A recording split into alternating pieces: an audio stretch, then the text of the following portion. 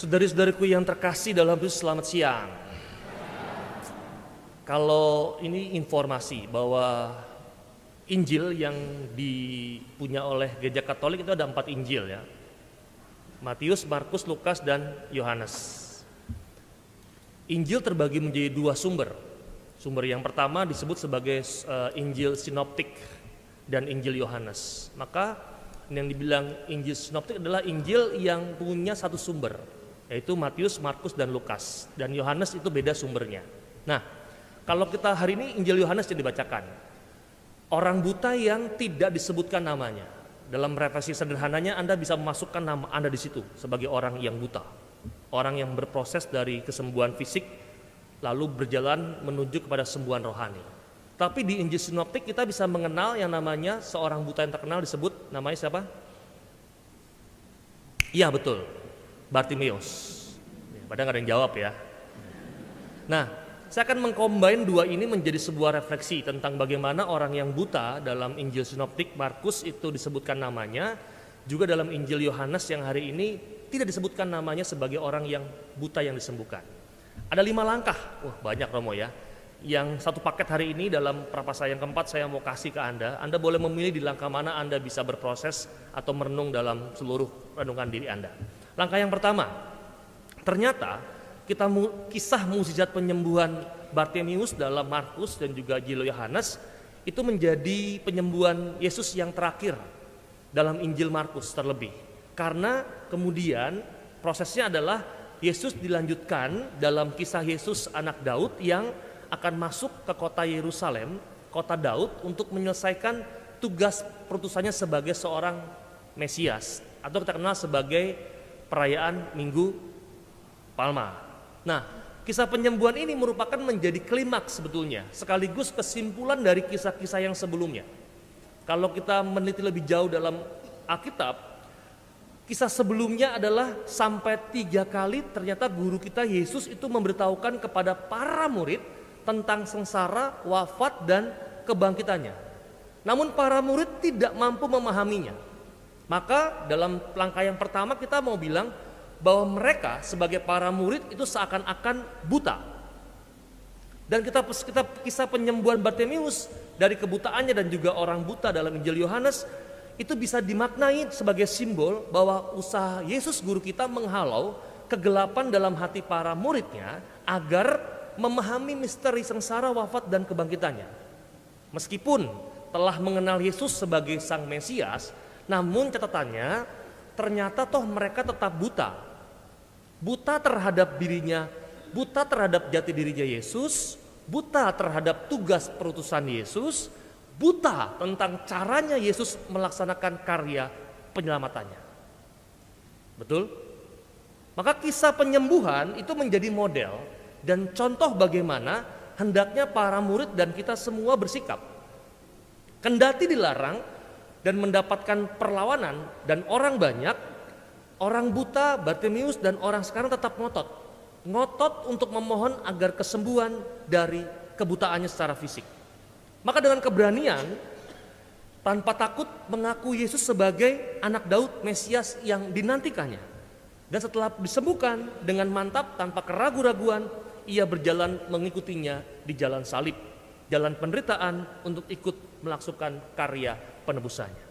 Maka sikap semacam itu dari Injil Markus dan Yohanes hari ini, sikap semacam itu didasari oleh keyakinan bahwa Yesus adalah jalan sang kebenaran yang mau menghantar kita menuju kebahagiaan dan kehidupan yang kekal. Langkah pertama, maka Anda bisa melihat dalam diri Anda, apakah Anda buta apa tidak, ketika Anda betul apa tidak meyakini bahwa Yesus itu sebagai kehidupan dan jalan kebenaran. Langkah yang pertama. Langkah yang kedua, kalau kita mau flashback perjanjian lama, ternyata kebutaan itu dipakai sebagai kiasan untuk menggambarkan sebuah ketidakmampuan umat maupun juga para pemimpinnya untuk mendengarkan dan mengindahkan kehendak Allah. Sehingga meskipun melihat banyak tetapi tidak memperhatikan. Anda melihat banyak tapi tidak memperhatikan. Bahkan kalau kita mau fair tadi dalam bacaan Injil, Bahkan orang-orang yang sekampungnya saja masih meragukan siapa orang buta tersebut. Padahal hampir tiap hari mereka melihat siapa orang itu. Melihat banyak tapi tidak memperhatikan. Dan ini hadir dalam seluruh kehidupan kita sebetulnya. Dan perjanjian baru memakai kata buta dalam pengertian yang berbeda-beda. Yesus menyamakan orang Farisi sebagai orang yang buta. Karena menuntun orang buta karena mereka tidak mampu membuat prioritas dalam hidupnya. Agar dapat menjalankan adat istiadat nenek moyangnya, mereka malah melalaikan dan mengesampingkan perintah Allah, termasuk dalam Injil hari ini. Santo Paulus itu memakai kata buta, tanda kutip, untuk orang-orang yang tidak percaya karena hati dan pikiran mereka itu melekat pada hanya urusan duniawi belaka. Orang buta. Andakah itu? Santo Petrus mempergunakan untuk orang buta untuk orang yang melalaikan entah kebajikan, pengetahuan iman, penguasaan diri, ketekunan berbuat baik, kesalehan maupun kasih kepada sesama. Apakah Anda termasuk dalam itu? Sedangkan Santo Yohanes memaksudkannya orang buta adalah untuk orang-orang yang membenci sesamanya. Apakah Anda buta? Langkah yang kedua. Langkah yang ketiga, kita bisa melihat prosesnya. Ketika dihadapkan dengan Yesus, Yesus bertanya tentang keinginan. Keinginan apa yang kau kehendaki? Lalu mereka menjawab, aku ingin dapat melihat. Artinya bahwa Yesus sang Mesias yang dinantikan oleh orang banyak, dan itulah sebabnya Yesus mengatakan bahwa iman telah menyelamatkan. Karena imanmu itulah impian menjadi sebuah kenyataan. Kalau kita mau melihat dalam dunia sekarang, dalam dunia modern kedokteran, iman pun berperan penting ternyata dalam proses penyembuhan. Bila seorang pasien memiliki semangat yang kuat untuk sembuh dan percaya penuh pada kompetensi dokter yang merawatnya, dia sudah mengalami setengah kesembuhan. Karena dengan penuh keyakinan dia akan menjalani proses penyembuhan dengan mentaati semua petunjuk dan nasihat dokter. Maka kisah orang buta dapat juga dipakai sebetulnya untuk memahami proses perkembangan kerohanian kita masing-masing. Pengalaman rohani yang otentik itu berawal dari kesadaran akan aku adalah orang buta. Aku adalah orang miskin. Miskin dan buta akan kegelapan, akan kegelisahan dalam dunia yang sekarang, dalam ketidakberdayaan kita, bahkan ketidakbahagiaan kita menjalani kehidupan. Dan kesadaran ini membawa kita kepada sebuah kerinduan untuk berjumpa dengannya yang dapat menyembuhkan dan memenuhi dambaan hati yang paling dalam. Maka orang yang sadar, orang yang mampu merefleksikan bahwa aku adalah orang berdosa, aku lemah, maka pintu keselamatan itu terbuka baginya. Tapi kalau sudah dimulai dengan aku orang suci, aku orang baik, aku gak ada masalah dengan hidupku, maka sebetulnya itu menandakan tentang pintu keselamatan yang sudah mulai tertutup sebagai tawaran Allah dalam kehidupannya. Namun agar dapat menjumpainya, kita harus melepaskan diri dari ketelakatan yang tidak teratur, dari tekanan-tekanan lingkungan sekitar yang menghalangi kita untuk menjumpainya, ego, teman-teman, lingkungan, dan sebagainya. Bila kita tekun dan gigih memperjuangkan yang baik, benar, dan suci, kita akan berjumpa dengannya yang menanyai, apa yang kau inginkan? Bila kita menjawab, aku ingin melihat Tuhan, maka batin kita akan terbuka. Dan kita akan mampu melihat semua pengalaman, perjumpaan, peristiwa hidup yang kita alami dalam kacamata iman yang baik. Maka kebutaan dalam langkah yang ketiga itu mau ngomong tentang jangan-jangan frame kacamata iman kita itu frame kacamata yang kurang tepat hari ini, kurang baik. Maka kalau Anda tidak membenahi frame kacamata Anda, maka Anda masuk dalam cara pandang yang salah. Langkah yang ketiga. Langkah yang keempat, orang buta juga dapat menjadi model kehidupan iman dan pribadi kita. Imannya kepada Yesus itu mengubah secara mendasar pola dan arah perjalanan hidupnya. Kalau kita melihat baik Bartimeus, orang buta ini, kita bisa melihat kisah mereka itu digambarkan sebagai seorang pengemis buta yang duduk di pinggir jalan. Betul ya? Yang menggantungkan hidupnya pada belas kasih orang lain. Dan ini sebuah gambaran hidup yang pasif. Gambaran hidup yang suram karena keterbatasan dan ketidakberdayaan yang menjadikan mereka tersisih, terpinggirkan dari hiruk pikuk kehidupan. Maka digambarkan, bahkan orang-orang sekitarnya berdebat, diakah orang yang buta itu? Benar dia? Oh bukan, dia yang mirip dengannya. Ada yang mengatakan lagi, oh bukan, orang lain lagi. Dan dia mengatakan, akulah dia. Maka orang buta digambarkan sebagai golongan atau pribadi yang reaktif. Reaktif dalam arti ini saya mengatakan bahwa orang yang reaktif adalah orang yang reaksi atau respon atas hidupnya ditentukan oleh hal-hal yang di luar dirinya. Seperti apa? Kondisi fisik, cuaca, sikap atau perlakuan orang lain, bahkan situasi sosial di sekitarnya. Bahkan kehidupan emosionalnya kalau kita mau masuk lebih dalam, seperti marah, tersinggung, sakit hati, putus asa, tidak berdaya, sedih, senang, bersemangat, atau ngerokok sekaligus ditentukan oleh pihak-pihak lain. Entah itu sesama atau suasana yang terjadi. Maka kita bisa melihat dalam kehidupan nyata kita sehari-hari, orang buta atau pengemis itu akan senang bila orang lain memberinya sedekah. Tetapi ingatlah, mereka akan murung bila tidak ada yang memperhatikannya. Maka pada suatu ketika orang buta ini mendengar Yesus yang akan lewat, pendengarannya itu menumbuhkan iman. Anda bisa baca dalam kitab Roma, itu dijelaskan bahwa pendengaran itu memunculkan iman. Dan iman itu yang mengubah hidup orang buta tersebut dari yang namanya reaktif tadi, itu menjadi iman yang proaktif. Yang menjadi proaktif. Dia sadar bahwa dia sendirilah yang bertanggung jawab atas hidupnya, maka dia mengambil inisiatif untuk bertindak, menciptakan keadaan dan bukan dikuasai oleh keadaan. Maka dengan demikian orang-orang macam ini, orang yang sampai masuk dalam situasi atau kelompok ini, dengan demikian dia dapat mengatur, mengontrol emosi dan respon terhadap lingkungan sekitar.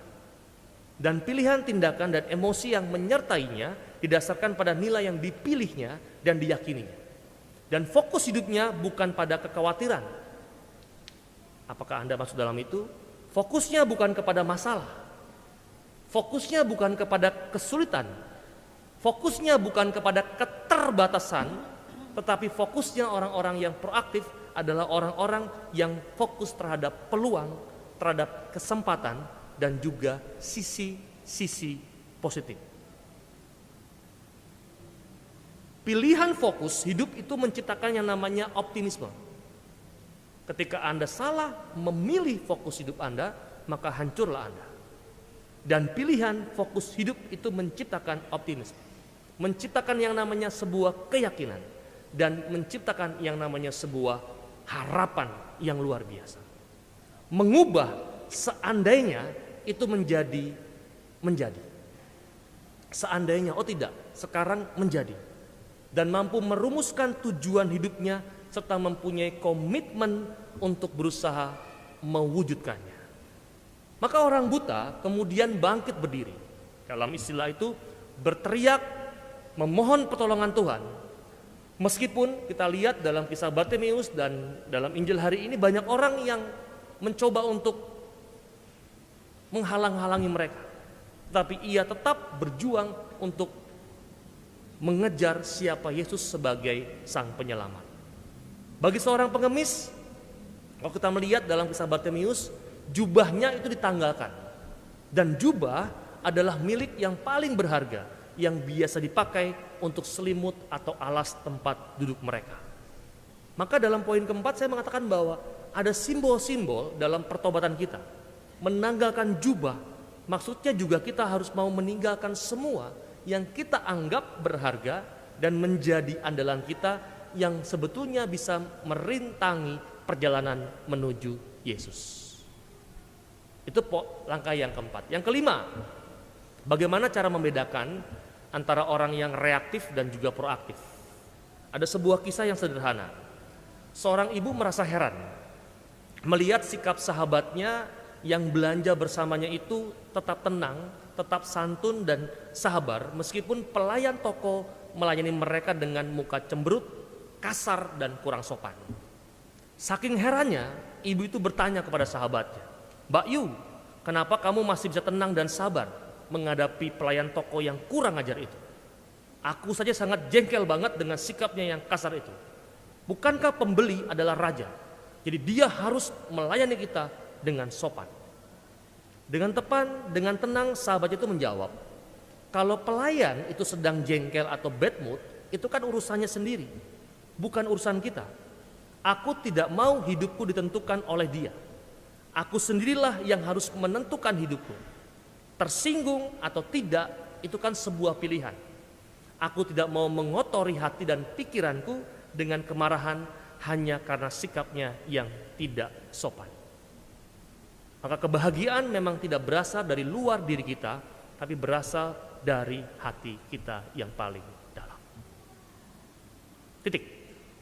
Maka tanya refleksinya dari segitu banyak, apakah betul kita orang yang sungguh melek secara rohani, atau memang kita bisa dikategorikan sebagai orang yang buta? Anda punya mata hari ini, saya rasa tidak ada yang tunanetra hari ini datangnya, semua melek ya. Betul ya? Yang rusak sudah mulai banyak gitu ya, minus, ada yang plus, retina saya error sebelah kiri, ada banyak. Tapi apakah betul mata yang melihat itu sebagai mata yang memperhatikan? Jangan-jangan tidak.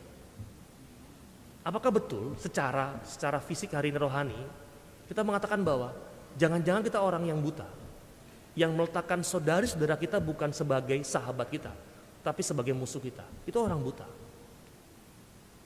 Maka mari kita belajar hari ini bercermin, melihat diri lebih jauh lagi. Sebelum kita sebentar lagi masuk dalam pekan suci, apakah aku dalam hidupku, aku sudah bisa dikatakan orang yang sudah bebas dari kebutaan fisik, tanda kutip, dan kebutaan rohani? Maka kita mohon hari ini dengan doa-doa kita, Tuhan, semoga aku dapat melihat. Dan sejenak kita mohon rahmat Allah, supaya hari ini dalam minggu Prapaskah yang keempat ini kita sungguh dilimpahi rahmat untuk dapat melihat dengan baik, terbebas dari penyakit keterbutaan, baik secara fisik maupun juga secara rohani.